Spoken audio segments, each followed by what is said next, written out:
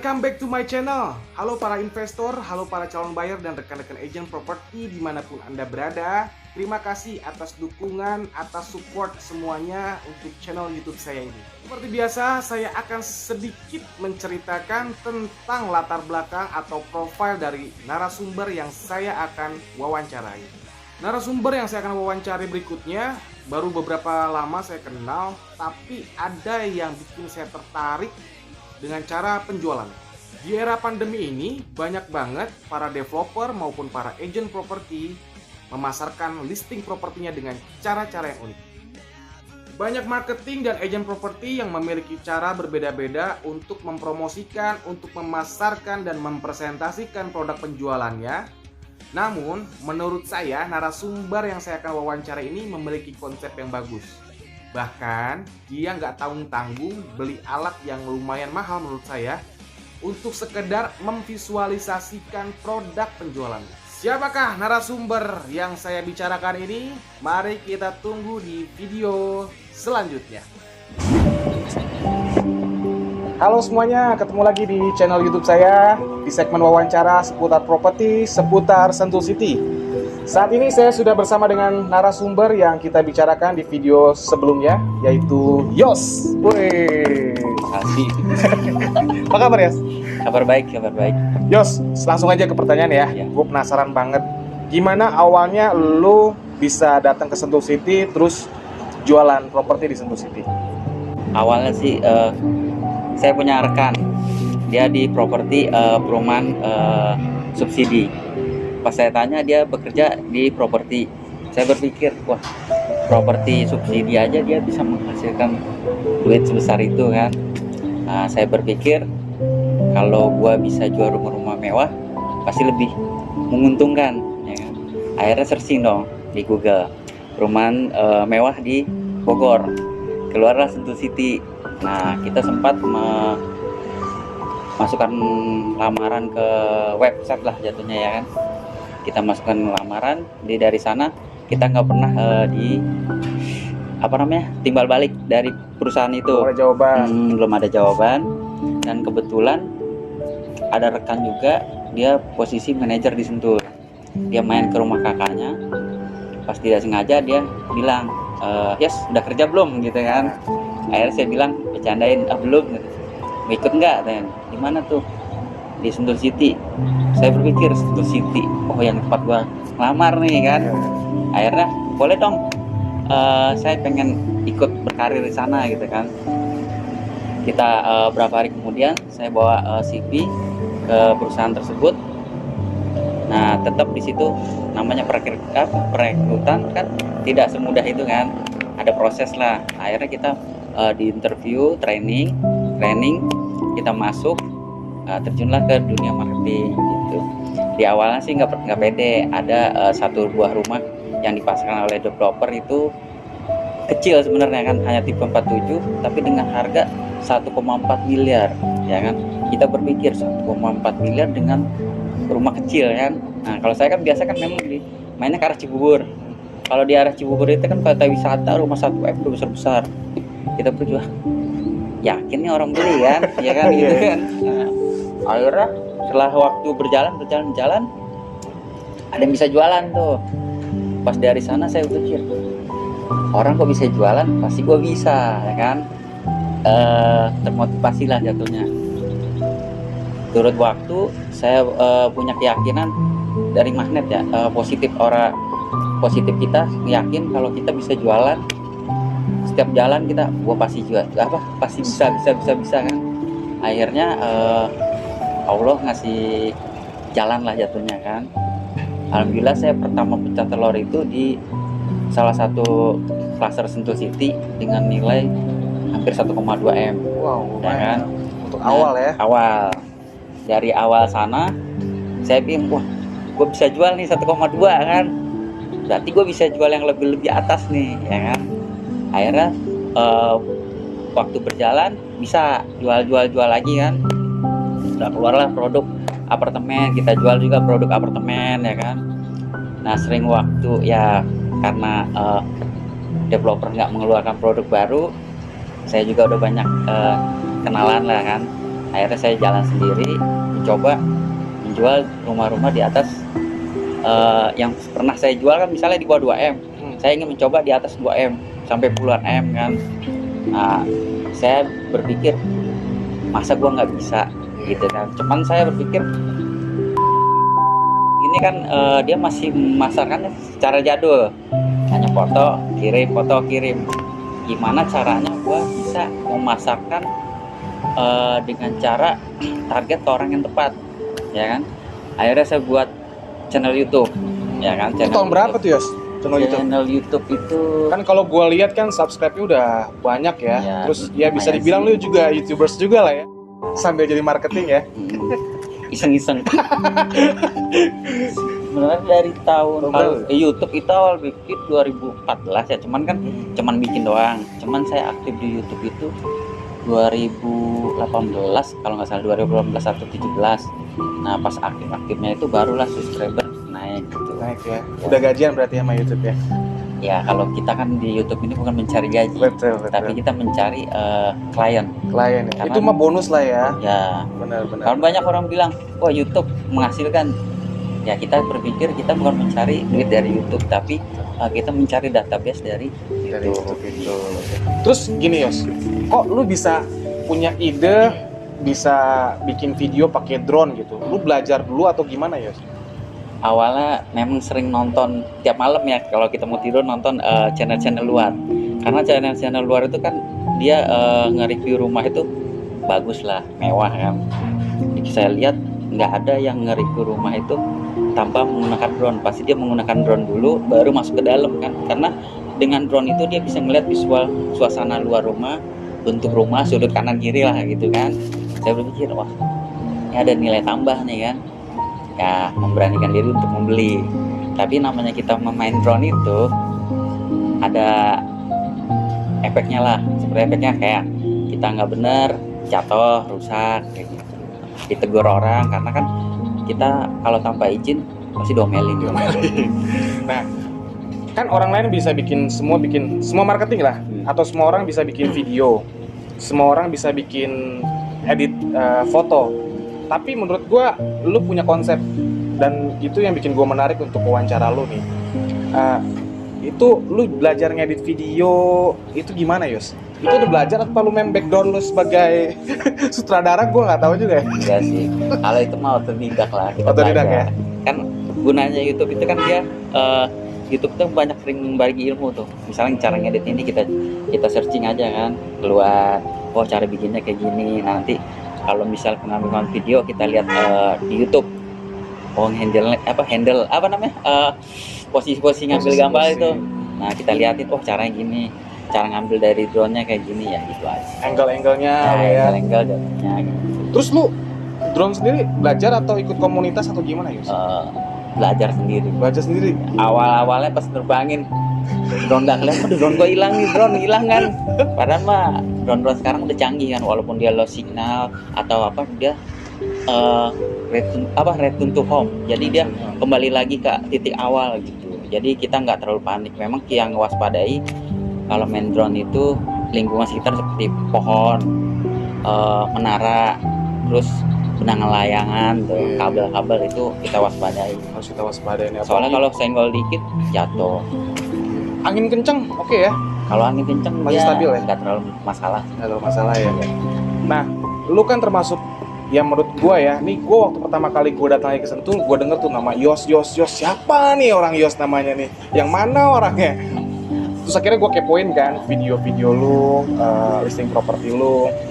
Itu lu bisa dibilang lu pelopor lah ya, pelopor untuk bikin video dengan konsep yang bagus, yang sinematik, lu pakai background yang bagus, editan lu juga bagus, dan lu keberatan nggak orang pada ngikutin lo?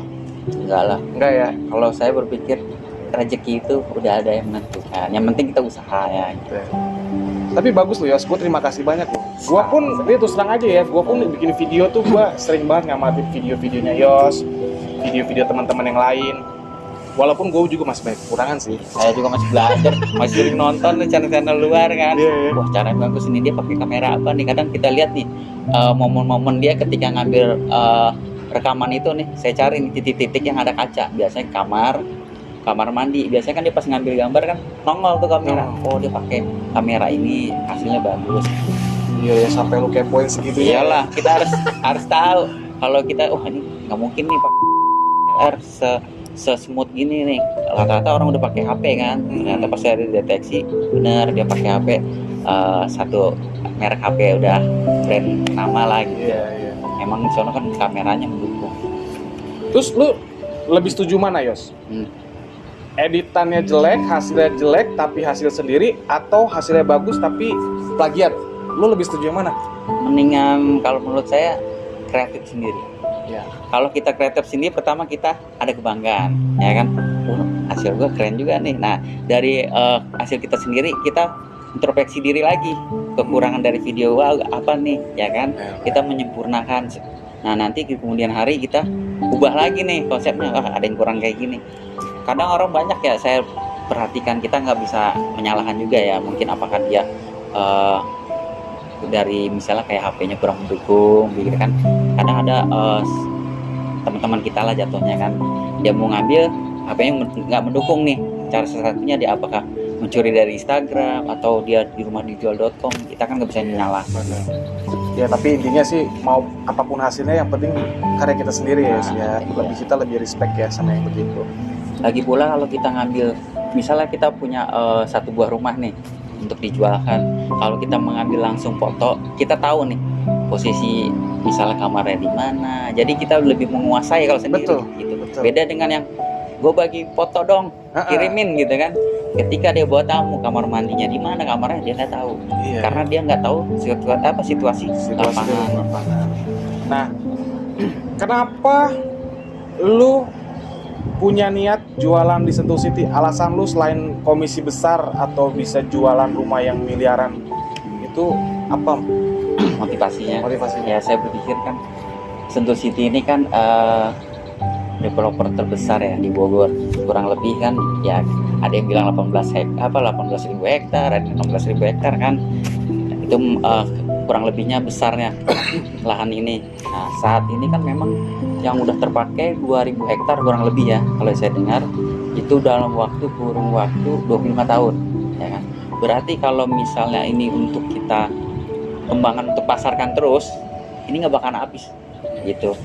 Mungkin saya sampai tua ya masih bisa ikut serta ya gitu.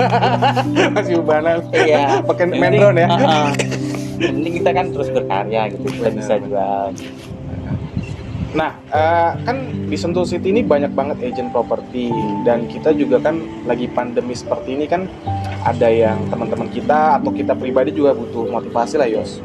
Ada pesan-pesan nggak buat teman-teman marketing nih yang lagi down gitu? Kalau menurut saya sih kreatif aja. Intinya kalau kita kreatif, terus kita mengerti situasi apa yang kita jual, alhamdulillah gitu. Tapi yang gue denger klien lu ini semua ya besar-besar ya, Yos ya. Ya Itu cara lu maintainnya gimana, Yos? Ya kalau kita kan beda Klien-klien VIP lah ya. Kalau kita berpikir gini, semakin orang banyak berduit, semakin nggak mau diganggu mas. Gitu. Jadi kita berpikir, misalnya dia mau meluangkan waktu untuk survei, oke kita surveikan, ya kan. Nanti kita tanya aja, menurut bapak gimana? Ya kita nggak boleh mengejar, karena apa? Semakin orang berduit, semakin kita hubungi dia akan ilfil. Nanti kontak kita akan sendiri hilang, foto profilnya akan hilang. Dia butuh privacy lah orang-orang kayak gitu ya. Karena dia kalau orang udah bener-bener dia datang, beda ya dengan pesumen yang dadakan. Ya, kalau orang yang benar-benar datang udah mengatur janji, itu kemungkinan sudah 60% ya, dia udah suka gitu. Tapi kembali lagi 40% setelah survei.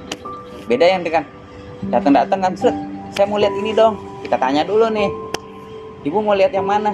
Lihat ya yang mana aja kamu pegang. Nah, itu rata-rata dia dari puncak kena macet ya kan.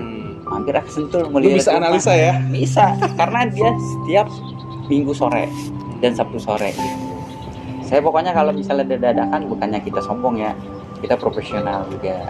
Kadang konsumen itu nggak kenal waktu. Memang kalau kata orang kan rezeki itu jangan ditolak, tapi kita kembali lagi, kita juga harus profesional karena kita izin ke pemilik rumah. Betul, ya kan.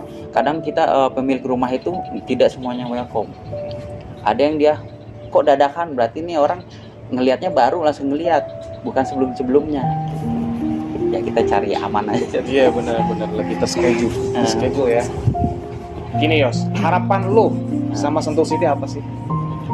Harapannya sih terus berkembang aja sih, perbaiki ya, Lebih baik lagi ya. lebih baik. Kita punya alam yang indah Yos ya. Sebenarnya developer Sentul City ini developer yang tidak dipunyai developer lain ya sebelumnya ya. Kalau sekarang saingannya seperti Suma Record ya kan, nanti rencananya ada punya Haritanu yang di Lido. Tapi kan kalau kita bukan janji, kita sudah menghasilkan, kayak fasilitas kita kan sudah memadai. Kalau yang lain kan masih janji-janji tuh. Nah, oke lah dia mau membangun fasilitas, tapi dari dia sekarang berdiri nih, misalnya awal berdiri kan, untuk membangun fasilitas bisa 10 tahun lagi, 5 tahun kan masih berjalan. Kalau kita sudah menikmati, masih banyak kok yang tadinya konsumen menghina Sentul City, nggak mau, akhirnya beli. Kayak jatuh cinta ya. Ya, siapa sih orang kalau udah ingat Sentul City, tinggal di mana Sentul City, orang udah berpikirnya apa? Orang berduit nih ya, kadang tinggalnya Bakar Madang gitu, ngobrol aja.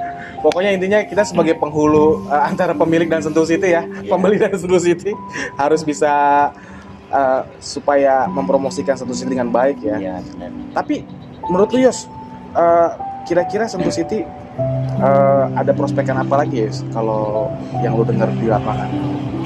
Kalau prospeknya sih ya dengar-dengar ya di tahun 2024 ini akan ada kota kedua. Wow, Ya kan, kawasan CBD kedua. Nanti perencanaannya kemungkinan di daerah Taman Budaya gitu. Dan nanti seperti ini baru perencanaan ya, kita nggak tahu nih kan. Takutnya wah ini ngada-ngada nih gitu kan. Kita baru dengar gitu, gua sih gitu kan. Nah nanti untuk masalah klaster-klaster yang tertunda ya kan, yang sempat nggak jalan akan dijalankan semuanya gitu. Perencanaan kurang lebih berapa akan kembangan lagi, dengar ya. benar ya. Tapi bagus juga sih, memang Genting juga mau ke sini kan. Ya Potensi Genting. banyak. Kalau Genting itu kan dia outlet fashion ya. Fashion. Nah lebih ke kalau fashion. kayak seperti di Singapura kan, Malaysia ya, jadi kayak outlet brand-brand ternama. Nah kan rencana kita nanti tidak jauh dari Ion Mall sih sebenarnya. Sebelum Ion Mall ya, posisi sebelah kanan, kalau Ion Mall sebelah kiri. Jadi nanti dia habis dari outlet, dia tinggal jalan kaki ke Ion Mall. Deket lah. Setengah jebrang doang ya. Iya. Kalau dia lapar dia pergi ke Apung kan gitu. Tapi menurut lo properti saat ini di kondisi pandemi ini bagus gak? Stabil sih kalau menurut Stabil saya. ya? Awal-awal doang kaget ya? Ya gitu. Cuman memang sekarang banyak orang mengambil kesempatannya apa? Karena pandemi dia carinya rumah-rumah BU. Tapi untuk di Sentul City sendiri mungkin ada ya, tapi nggak seberapa persen lah jatuhnya kan, mungkin 10% lah dari 100% pemilik Sentul City itu yang menjual BU. Jarang lah ya. Jarang karena ya tahu sendirilah, Sentul City ini kan bukan orang biasa yang rata-rata pemiliknya. Mungkin dia kalau dia udah pensiun atau apa, nggak mau tinggal lagi di Sentul, atau dia pengen ke luar kota, mungkin dia jual, tapi nggak BU banget gitu. Iya. Standar aja. Harganya harga corona tapi nggak BU banget ya. Tapi banyak orang klien sekarang mencari harga BU. Dia menyamakan dengan Jakarta. Ya kita jelaskan Pak. Kalau Jakarta itu memang persaingan developer besar, ya kan. Terus kelebihannya nggak ada seperti kita. Gitu. Semenjak corona aja, daerah kita ini banyak diserbu ya dari wisata ya kan. Betul. Terus dia untuk kayak hunian homestay, ada juga yang mencari untuk di menetap gitu kan, karena memang udara di kita itu masih tetap segar gitu. Segar ya. Ya kita susah sih kalau kita bedakan dengan developer Jakarta ya.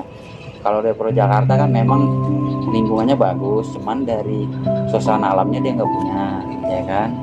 Terus kalau untuk orang-orang udah lanjut usia nggak cocok. Kalau Sentul City paling cocok untuk lanjut usia, apalagi dia punya penyakit dalam.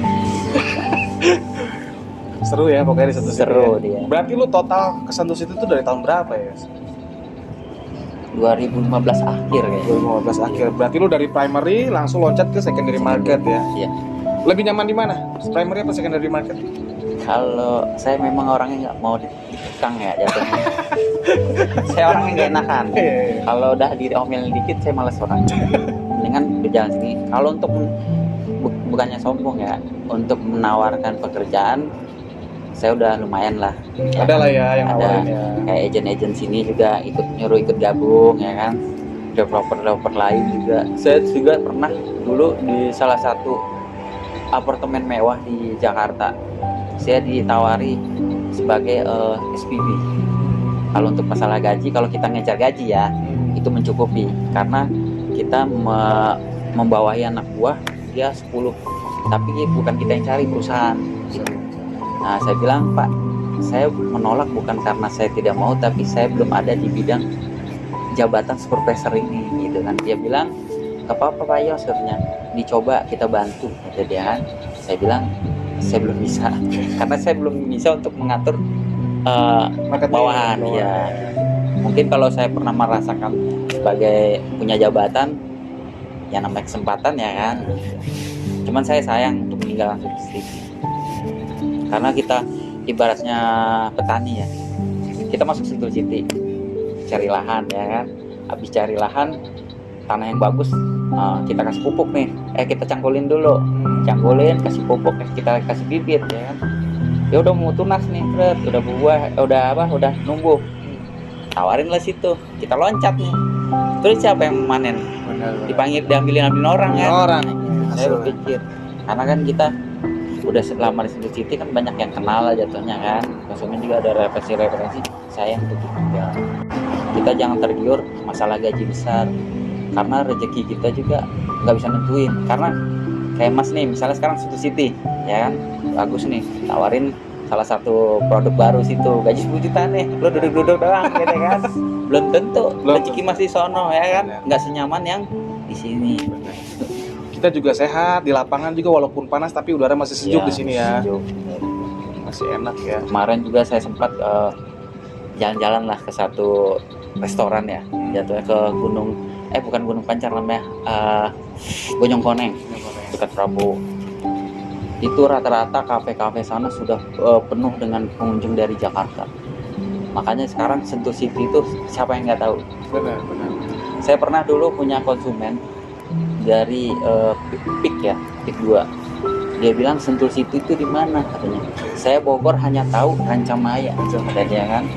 Ketika saya unjukin ke sini, dia bilang ini perkampungan dulu. Pas dia masuk, oh ini Sentul City ya katanya. Asik juga katanya. Akhirnya dia mengambil salah satu unit apartemen di sini. Dulu memang karena banyak memang saya akui kalau Sentul City ini kurang promosi ya. Jadi orang banyak kurang tahu Sentul City. Aduh udah lama ya. Lu ada rencana apa Yos ke depannya Yos? Kan lu sekarang nih bisa dibilang independen lah ya, sendiri lah ya. Ada rencana apa ke depan? Gak ada suruh-suruh ya? Gak usah bikin laporan ya? Iya. Kalau rencana, saya sih punya rencana. Ya mungkin ngumpulin modal dulu ya. Karena properti ini kita nggak bisa jualan terus, nggak bakalan, karena ada rezekinya juga. Kadang kita lagi naik nih, tiba-tiba turun, ntar naik lagi, turun ya kan. Nah saat ini saya lagi ya berusaha lah. Nah, saya punya konsep untuk buka kantor sendiri, tapi dengan manajemen yang saya udah atur gitu. Berarti lu udah depannya udah panjang juga ya. Iyalah, masa mau 40 tahun kita masih begini-begini Yos. Kita kan harus berubah gitu. Bener. Minimal jadi investor lah Yos. Ya enggak? Kalau untuk kalau investor mah kita harus benar-benar nyari duit dulu lah. Siapa tahu kita punya modal kan. Tapi lu banyak ya investor ya? Ada ya? Ada, tapi kan kita belum bisa untuk kerjasama banget lah gitu. Iya bagus banget, VIP semua loh Yos. Kalau gue dengar cerita dari lu, ya kan orang-orangnya yang kalau kita googling tuh ada semua nongol ya. Tapi bener ya, Yos ini nggak satu kantor sama saya, tapi dia nggak pelit sama informasi, nama konsumennya siapa gitu kan. Kalau kita sering ngopi bareng ngobrol, dia selalu ya sharing apa adanya gitu. Saya sering kok lihat kadang konsumen nih nggak tahu Sentul City kan. Abis lihat dari kita, kalau saya kan dia bilang saya mau lihat rumah ini 2 nih, saya liatin nggak cocok ya kan, saya nggak liatin yang lain karena pemikiran saya fokus ya. Dia lihat ini ya ini aja, selebihnya dia mau lihat di mana itu bukan rezeki saya kan. Kadang dia pintar, habis lihat nih besoknya sampai rumah, oh kayaknya dia bagus-bagus, searching lah di internet, Google ya. Akhir besok jalan sama si ini, papasan sama kita kan, ya rezeki kita nggak bisa gitu. Kita jangan terlalu marah juga, Pak. Ada nih Pak, liatin. Kita capek sendiri. Iya, nanti capek ya. Benar-benar. Namanya apa? Kerja cerdas ya. Ya, Tapi lu kemarin ngomong sama gua, lu kalau mau ketemu tamu tuh harus di Sabtu Minggu, emang bener ya? iya. Iya, kenapa tuh? Alasan lu apa? Ya kita gimana ya? Kita juga bingung. Gua itu penasaran juga loh ya. Waktu lu ngomong gitu, anjir harus Sabtu Minggu ya. Sabtu. Kenapa? Senin sampai Jumat tuh kenapa? Ya memang kita ngatur waktu Sabtu Minggu aja, jadi padetin di Sabtu Minggu. Oke. Karena kalau hari biasa ada juga sih hari biasa gitu. Cuman saya fokusin ke Sabtu Minggu aja. Mungkin kalau hari biasa tuh yang pembeli yang sudah beberapa kali ketemu sama lu ya. Kalau yang baru telepon lu ya Sabtu Minggu. Kadang dia misalkan, Pak, kita bisanya hari Sabtu atau Minggu jam segini ya. Nah, kalau harinya udah bentrok, kita yang atur. Pak, di sini kita udah janji. Kadang ada konsumen dia menunggu berjam-jam. Gila. Dia rela. Sampai nungguin ya. Iya, nungguin dia. Hebat. Kadang dia, Pak, yo saya gini, Pak, ini belum jamnya, nggak apa-apa kalau kita tunggu. Kadang dia nungguin penabung sambil makan kan atau di kafe. Keren. Intinya mah kita sama konsumen ya silaturahminya jangan putus ya. Betul. Tapi jangan seringan WA. Kalau keseringan WA dia juga pusing. Nggak nyaman ya. Saya juga kalau misalnya disering di WA juga, ya kita sendiri pribadi ya kurang nyaman ya. Saya aja kalau nggak di WA orang nggak terlalu ini males gitu kan. Apalagi marketing kan. Pak, apa belinya? Nah, kita harus sering menghilangkan kata Pak, kapan dibeli ini? Jangan. Kalau kita bilang Pak, kapan belinya? Itu sama aja kita menodong. Gitu. Kalau menurut saya ya, mungkin menurut beda-beda orang-orang. Ya persepsi lu lah ya. Bagus juga sih, bagus buat masukan juga buat kita semua lah. Apalagi ya kira-kira kata kunci yang nggak boleh ditanyakan ke pembeli. Beli. Yang pertama sih menurut saya tata krama. Kalau bisa kita kan jualannya MM-an ya.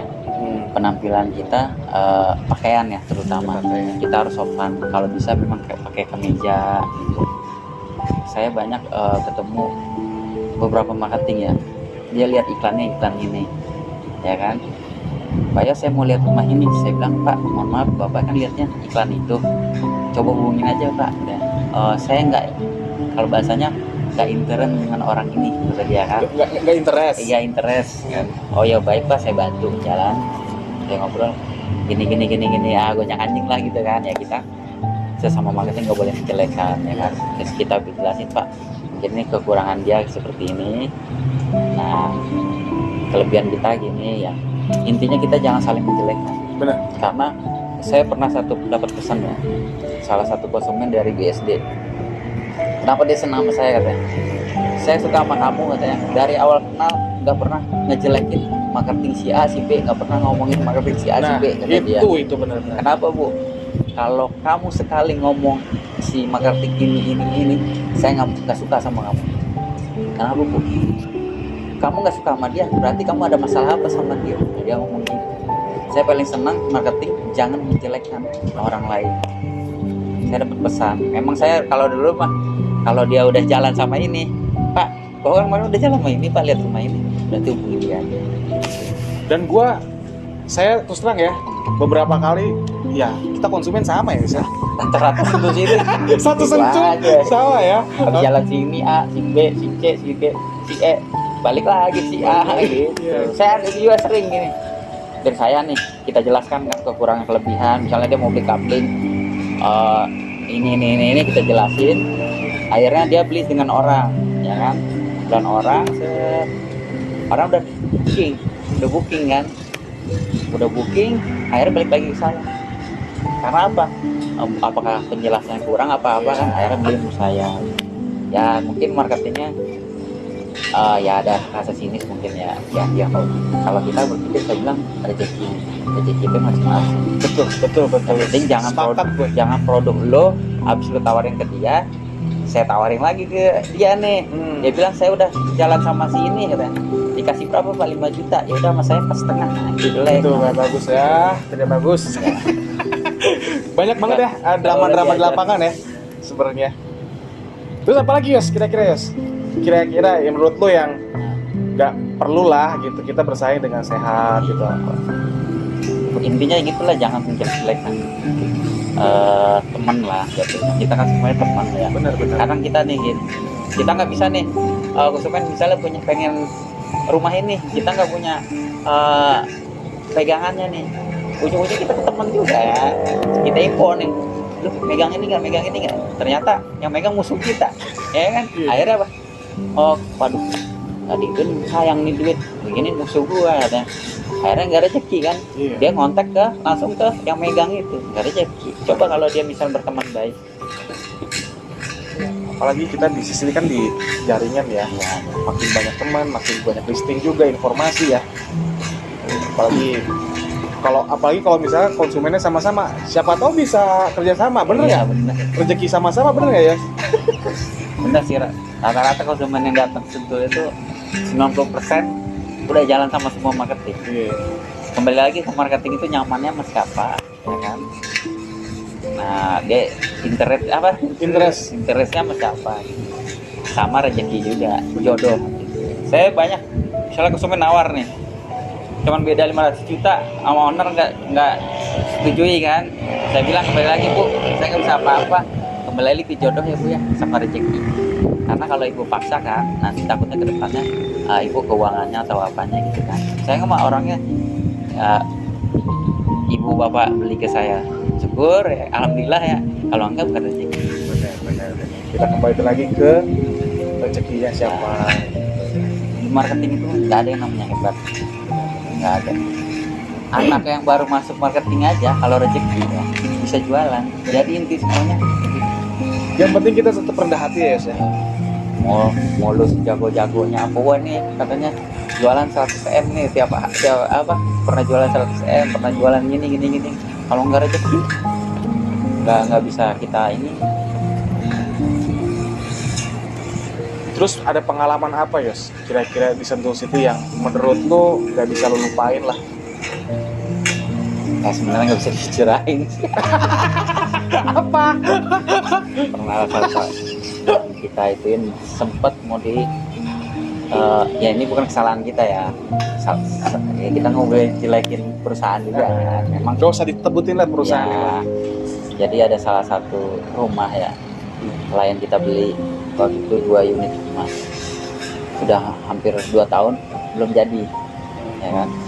Dia ngamuk lah ke kantor ya kan, ngamuk ke kantor ya. Saya juga bingung ya mau jawabnya gimana. Ke telepon, pas ketika telepon baterai lobet mati, disangkanya saya memutuskan hubungan telepon. Saya telepon kembali pas HP-nya, kamu kurang ajar gini kata dia kan. Saya mau lapor kamu ke polisi.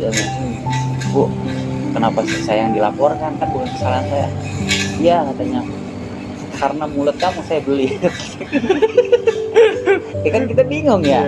Ya kan, tapi kan kesalahannya bukan di kesalahan kita untuk telat bangun gitu. Ada juga konsumen yang dia tahu lah, kalau dia ngerti ya, marketing itu kan hanya tim menjual, dia ngikutin prosedur perusahaan ya. Kalau untuk mangkrak atau tidaknya produk itu ya sebenarnya di luar tanggung jawab marketing. Betul gitu. Karena marketing itu hanya menyampaikan apa yang disampaikan oleh atasan. Benar. Kadang kita juga bingung, serba salah ya. Kita tadinya berhubungan baik jadi nggak baik. Benar. Itu doang sih. Padahal kita cari konsumen tuh, waduh ya. Ya Ampun. ada aja. Kalau yang agak pahit-pahitnya sih di Sentul ini, kadang kita gini, ada konsumen suka ya kan dengan satu produk, udah nego harga ya kan, udah mau ngasih tanda jadi, ternyata ada satu teman kita itu, mungkin apakah dia nggak update iklan kali ya, nggak update harga kali ya, nggak update harga, jadi iklannya di update aja ya kan. Dia nggak tahu kalau harga itu sudah naik ya kan. akhirnya kita dibilangnya markup harga lah. Sangka markup ya? Iya, sangkanya markup harga. Saya bilang, ibu, kalau ibu nggak percaya, jalan dengan marketing lain aja, pasti ada segitu-segitu juga gitu. Karena kalau yang kata ownernya misalnya 2M, pasti semua marketing tuh infonya ya 2M. Ya, pernah juga kita di satu konsumen ya, orang Bogor ya, dia suka dengan salah satu rumah di BGH, harganya waktu itu 16M kan. Dia suka lah, udah melakukan penawaran langsung ke owner ya, kita waktu 1 hari. Besok dia bilang, apaan, di iklan saya lihat cuma 12M, kata dia kan. Bapak maaf, iklan yang mana ya Pak? Kalau di sini kalau ada instruksi 16, semua marketing ya 16 ya. Ada kan? Kalau Bapak misalnya itu liatin aja iklannya, saya kan. Kalau misalnya di iklannya 12M pasti dikasih 12M dulu. Dia nggak berani ngeliatin. Karena apa? Hanya alasan dia untuk tidak membeli. Gitu. Strategi penipu itu. Tapi banyak juga ya konsumen-konsumen yang zong gitu ya. Zong banyak. Banyak ya. Ada lah. Beli 10 unit ya. Waduh, itu mah banyak. Bendera katanya kan. Saya bilang, Pak, kalau Sentul City ini bukan klaster jual, tapi investor membangun, jadi nggak ada bendera. Mau bangun apa ya, macem lah ya. Kayaknya mau hujan. Suasana udah mendung-mendung ya. Oke, pertanyaan terakhir ya. Satu kalimat buat Sentul City. Menurut saya sih terus memperbaiki diri aja. Siap. Karena yang menunggu Sentul itu banyak, jutaan orang untuk dia pengen tinggal di Sentul. Menurut saya ya, sebagus-bagusnya produk lain pasti orang larinya dia pengen punya juga, karena ada kebanggaan sendiri dia punya Sentul City brand. Wih, oke, demikian video atau wawancara bersama Yos. Kalau ada yang mau follow lo di YouTube atau Instagram, di mana Yos? Bisa disebutin? Kalau di YouTube sih Yos Sentul City. Yos Sentul City ya. Instagram apa? Kalau Instagram Sentul City Bogor. Sentul City Bogor. Oke, terima kasih semuanya sudah menyaksikan wawancara hari ini. Sampai ketemu di video berikutnya. Bye.